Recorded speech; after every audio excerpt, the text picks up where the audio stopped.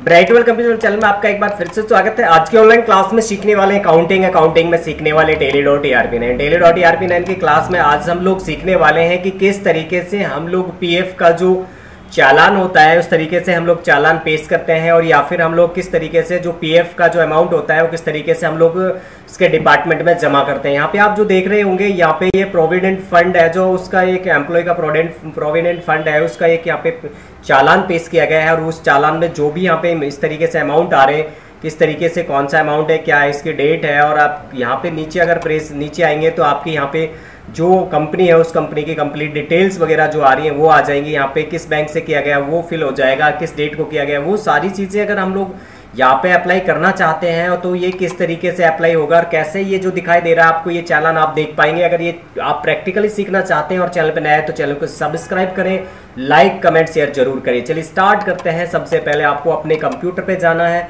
और वहाँ पे टेली.ERP9 का सॉफ्टवेयर चालू कर लेना। जैसे डबल क्लिक करके चालू करेंगे इस तरह से आपका सॉफ्टवेयर चालू हो जाएगा। चालू होने के बाद में रिक्वेस्ट करता हूँ, यदि आपके यहाँ पे नेम ऑफ कंपनी में कंपनी का नेम नहीं आ रहा है तो आप यूट्यूब चैनल में जाएं, लिखें ब्राइट वर्ल्ड कंप्यूटर इंस्टीट्यूट, और वहाँ पे जैसे आप क्लिक करके सर्च करेंगे वहाँ पे एक प्लेलिस्ट में जाना, प्लेलिस्ट में टेली.ERP9 में चले जाना। वहाँ पे आप एक से लेकर और यहाँ आज तक की जो जितनी भी वीडियो हैं सभी टेली.ERP9 के आपको मिल जाएंगी।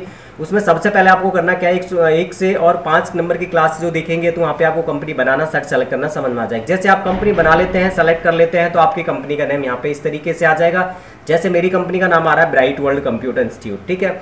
यहाँ पे आप जैसे आगे बढ़ते हैं तो आपको पेरोल का टॉपिक आप लोग कर रहे हैं, और पेरोल के लिए टॉपिक के लिए और पीएफ का चालान प्रेस करने के लिए आपको करना है आप टेली.ERP9 की प्लेलिस्ट में 129 नंबर की क्लास से और आज तक की जितनी भी क्लासेस सभी आपको देखनी होंगी, और अपनी कंपनी के अंदर अपनी जो टेली के सॉफ्टवेयर में कंपनी है उसमें सभी चीज़ें क्रिएट करनी होंगी। जब आप सारी चीज़ टॉपिक्स आप पेरोल के क्रिएट कर दोगे तो यहाँ पे पेरोल इन्फो आ जाएगा, यहाँ पे पेरोल बाउचर्स वगैरह आ जाएगा। ये सारी आने के बाद में आपको आज की जो क्लास है पेरोल की वो आपको करनी है, और उसके लिए आपको जाना है अकाउंटिंग बाउचर में।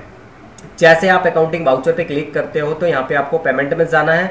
यहाँ पे पेमेंट का शॉर्टकट है F5 और पेमेंट, ठीक है। ये पहले से ही चालू है इसलिए यहाँ पे पेमेंट आ रहा है, आपको यहाँ पे क्लिक करना है, F5 प्रेस करना है। अगर आपके कंप्यूटर नहीं आता तो इस तरीके से आ जाएगा। आने के बाद में आपको सबसे पहले आपको करना क्या है, आपको लेना है यहाँ पे पेरोल ऑटोफिल। जैसे पेरोल ऑटोफिल पे क्लिक करते हो तो यहाँ से आपको ऑटोफिल नाम से एक जो प्रोसेस है वो एक विंडो ओपन हो जाती है। यहाँ पे हम लोग पीएफ का एक चालान पेश कर रहे हैं इसलिए हमने यहाँ से लेना पड़ेगा प्रोसेस लिस्ट में से पीएफ चालान। एंटर प्रेस करेंगे।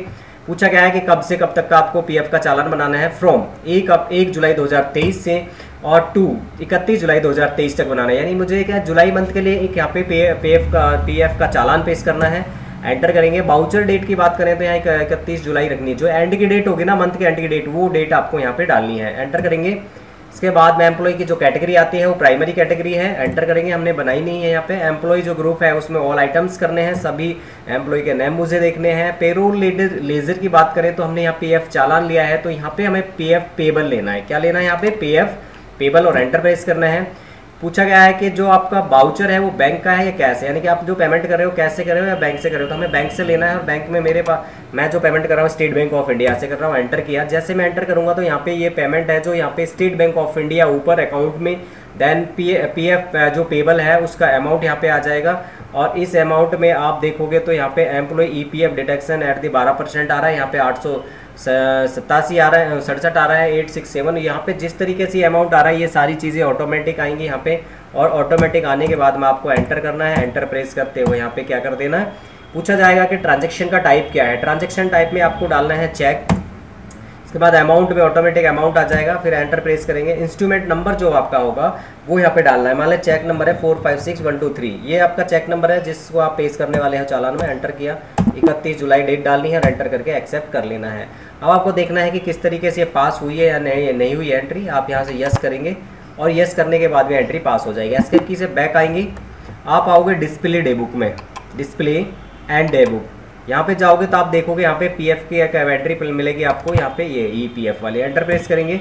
वो एंट्री यहाँ पे इस तरीके से आ जाएगी। आने के बाद में आप इसका जो चालान पेश करना चाहते हैं तो यहाँ पे चालान के लिए ऑल्ट के साथ पी प्रेस करना है और यस करना है। जैसे यहाँ पे यस करेंगे तो जैसा चालान अभी हमने पेश किया था उसी तरीके से यहाँ पे ये पूरा प्रोसेस यहाँ देख पा रहे हो। प्रोविडेंट फंड ऑर्गेनाइजेशन का यहाँ पे डेट आ जाएगी आपकी जो एम्प्लॉय शेयर हैं वो किस मंथ के हैं, जुलाई 2023 का है, किस डेट को किया गया है, ये सारी चीज़ें यहाँ पे आपको इस तरीके से आ जाएंगी। और यहाँ पे अमाउंट जो आ रहा है वो भी आ जाएगा शेयर, इस तरीके से यहाँ पे जो भी अमाउंट होंगे टोटल होके यहाँ इस तरीके से आ जाएंगे। और देन यहाँ पे 800 ये आ गया, 867 वाला ये आ जाएगा। इस तरीके से सारा प्रोसेस आपका इस तरीके से हो जाएगा। जैसा मैंने आपको दिखाया था वैसा ही मैंने यहाँ पे सेम टू सेम प्रैक्टिकली दिखाया है। और मैं आपको एक चीज़ और बता देता हूँ, जो भी यहाँ पे जो ये बनता है चालान बनता है वो ऑटोमेटिक बनता है। यदि आपने पीछे जो पीएफ के जो पेयर्स हैं वो आपने उनमें कोई गलती की है, कोई प्रॉब्लम्स होगी तो वहाँ पे इस तरीके से अमाउंट नहीं आएगा, या फिर कोई गलती होगी तो उसमें प्रोसेस पूरा नहीं होगा। इसलिए आपको स्टेप बाय स्टेप सही से करना है, ध्यान से करना है,